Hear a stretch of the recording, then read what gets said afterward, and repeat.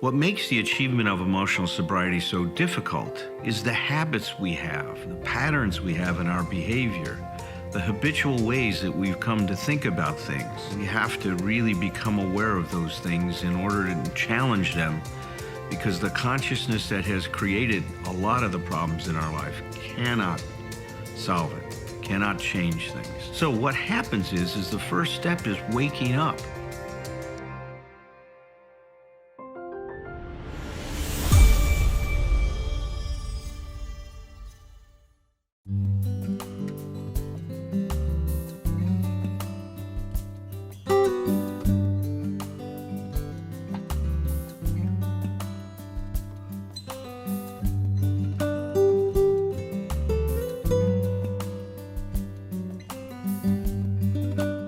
So we are now on step 12, the last of the 12 steps.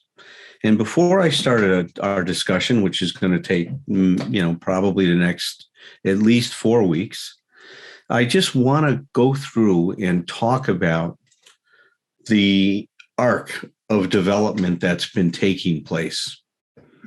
One way of looking at what the steps are doing to help us achieve emotional sobriety is that they are restoring our arrested development. Now, what do I mean by that? Well, at one point in time, I used to say that this 12 steps help us recover our lost true self. And I think that that definition of recovery still holds. If we think of our true self as a differentiated self, you see, that is who we have the possibility of becoming. Kurt Goldstein, one of the first people to talk about self-actualization, says that our organism is just wired to actualize what's possible. And that is just, we're born with that. It's an innate force. It's an innate life force that keeps moving us towards becoming more and more complete, more and more whole, more and more actualized, more and more realized, more and more differentiated.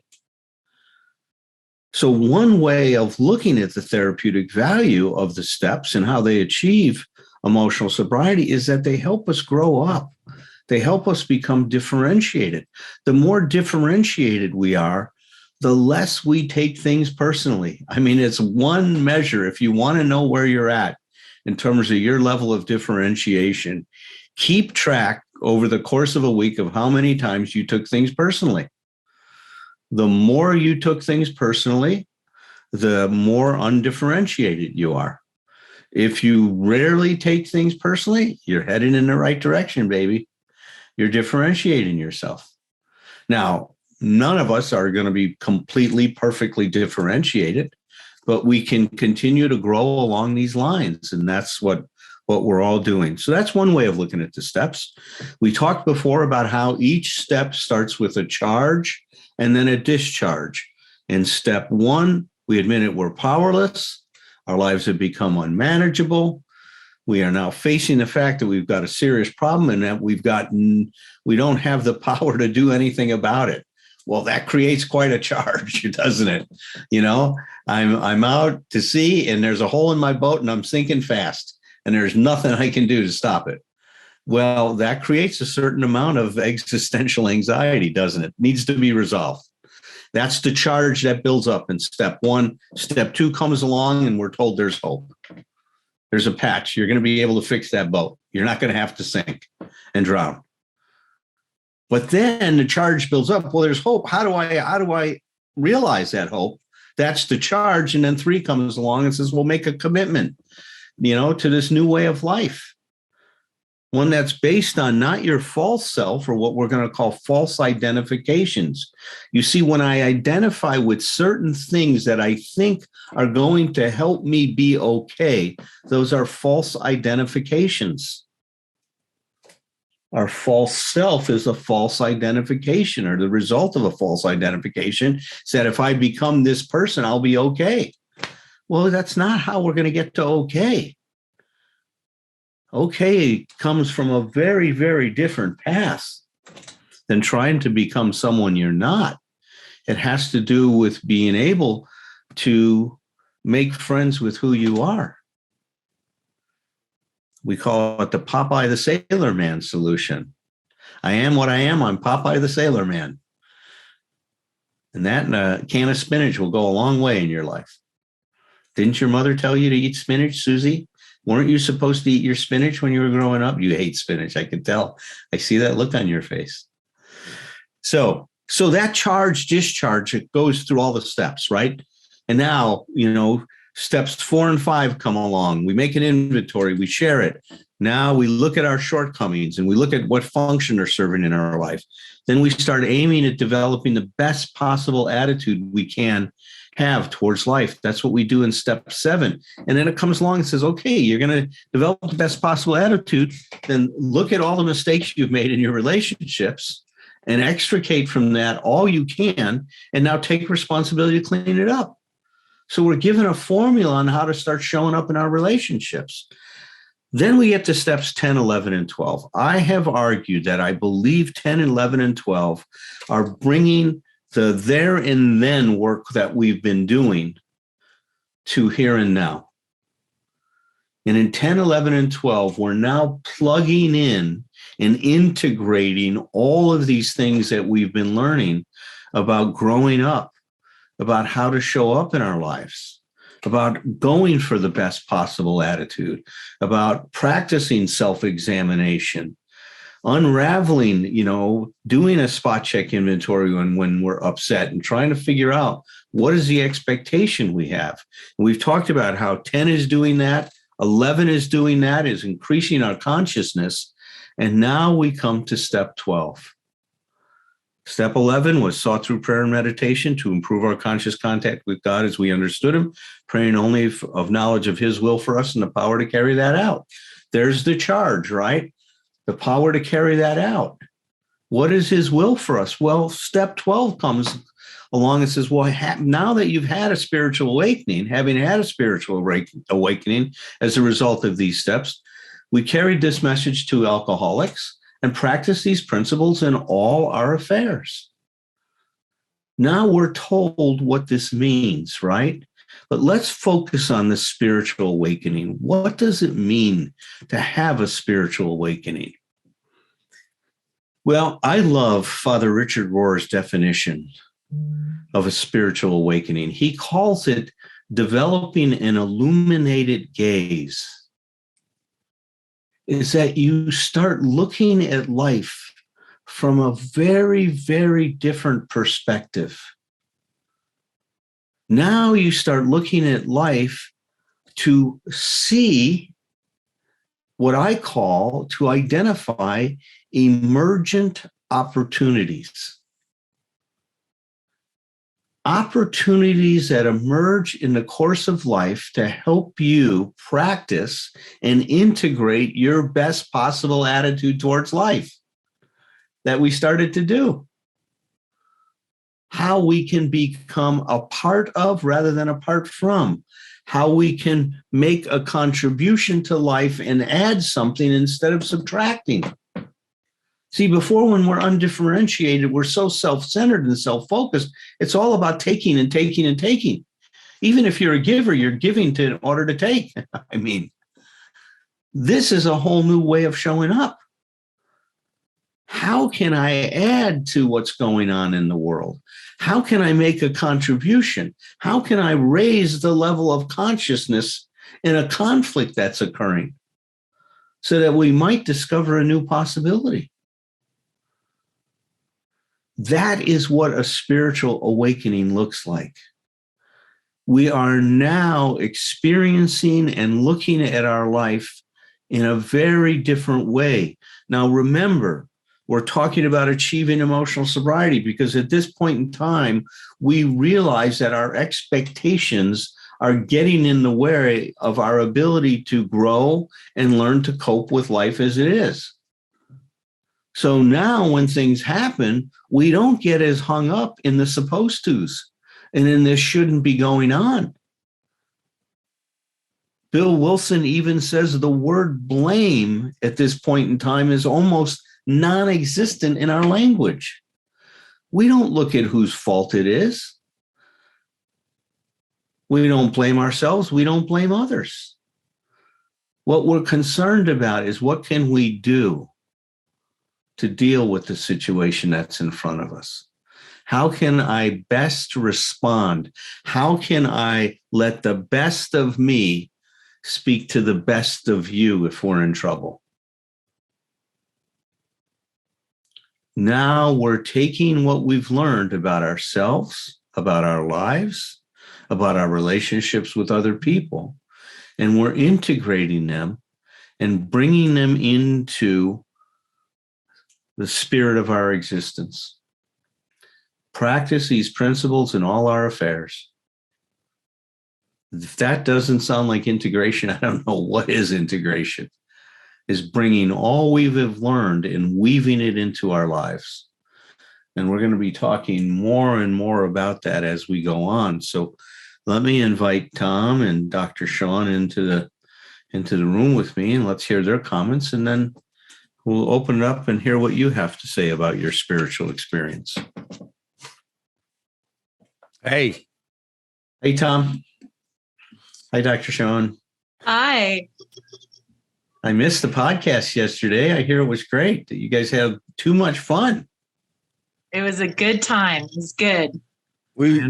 I went back and checked. It was the exact right amount of fun. Oh, it was. Well, yeah. Patrick was telling me it was too much. I measured it. It's like, it's okay. It's good. We are not a glum lot, are we? Especially around. No, we're not. Go ahead, doctor, if you would like to go. Okay. So when we were talking about not being differentiated, I always think of, when we're not differentiated, how I think of who do I need to be for you to love me? Who do I need to be for you to be okay with me? Who do I need to be so you will be the person that I need you to be? And whatever that message was how we conformed to the programming of our childhood and our development. And one of my favorite teachings is that do not conform to this world, but transform with the renewing of your mind. And when I think of that, I think conforming is what we've come to believe from the things that people told us about who we are, what's possible, what's not possible, how we should think about people and about the world, how I should think about my feelings, what I'm capable of, and my talents and all that stuff. And so people spoke to us and said, you can't, and you will, and you won't, and you should. And we made agreements and said, yep. And part of our spiritual transformation is to let go of the story, let go of the programming, let go of it, and become anew. And instead of looking, by transforming our mind, we're not looking through the lens of who I need to be for me to be okay and so forth, but we're looking through the lens of just being present. And as I extend my cares, my passions, to make an impact in a positive way, to make a positive difference, to be moved however I meant to make, to touch the lives of others, I'm doing it from an internal guidance, inspiration that is not based on performing to meet the standard that I was told I'm supposed to. That who do I need to be? I'm not motivated by that anymore. I don't even need to let people know what I'm doing. I don't even need to demonstrate it. It can be in the quiet room. It can be private. It is in my heart. It's coming from that authentic core within me that moves me. And I'm now listening within and allowing myself to be transformed in my belief systems and my worldviews. So for me, my spiritual awakening came when I made, it's a journey, because you're always finding ways you're conforming and you don't know it, all your blind spots, and you're like, oh, darn, I thought I got over that one, or whatever. But it's a daily effort, one day at a time, and you just keep going. But it's putting on new skin, a new idea. And those are my thoughts today. Yeah, I love it. I love the way that you articulated that. Nicely said. Thank you. Yes. Yeah. And the fact that it's an ongoing process, I always come back to just the simple but powerful understanding of like a breath counting meditation. We're going to lose, if you're going to do a breath counting meditation, you're either going to lose count, or if you tell me you're not, then you're cheating at meditation. Come on. It's like, it's how and one of the things that just reminds me of, Shawn, is one of the first times I heard long time ago, decades ago now, in AA, when somebody said, as human beings, we are, and as addicts especially, but we don't have a corner on that market. We are forgetting machines, and I since have learned part of my ongoing awakening has been to come to understand that we don't need better memories. We need life systems and support systems that are basically made up of reminders.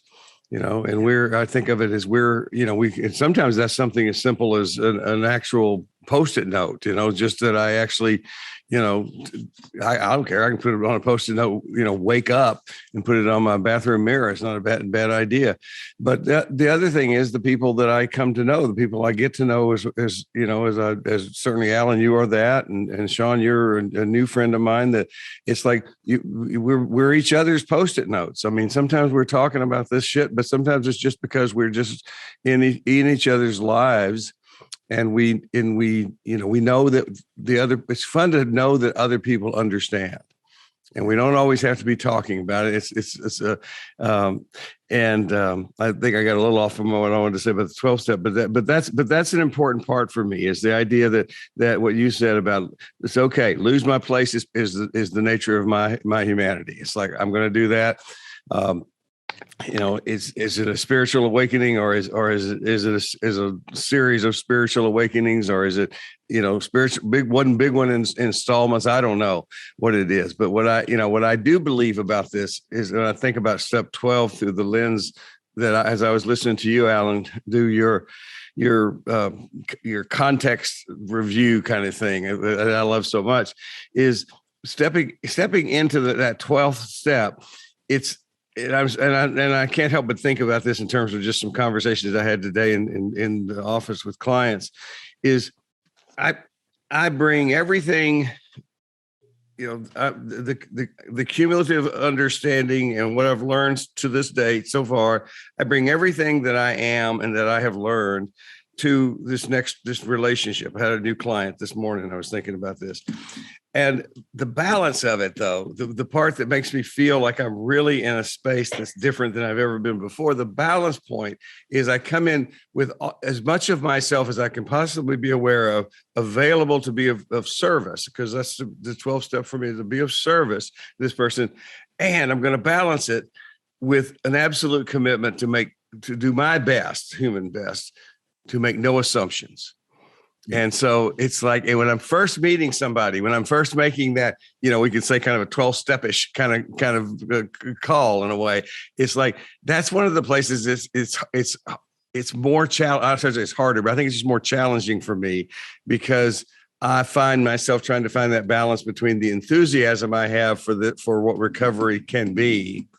And you and I've talked about this, Alan, that I can way overcharge the conversation because I can be so excited for somebody. But when somebody's first coming into it, with the person who needs to be on the other side of that 12-step-ish kind of, they don't need to be blown over by my enthusiasm for recovery, my recovery, or the fact that I'm so excited for them. I need to balance it out.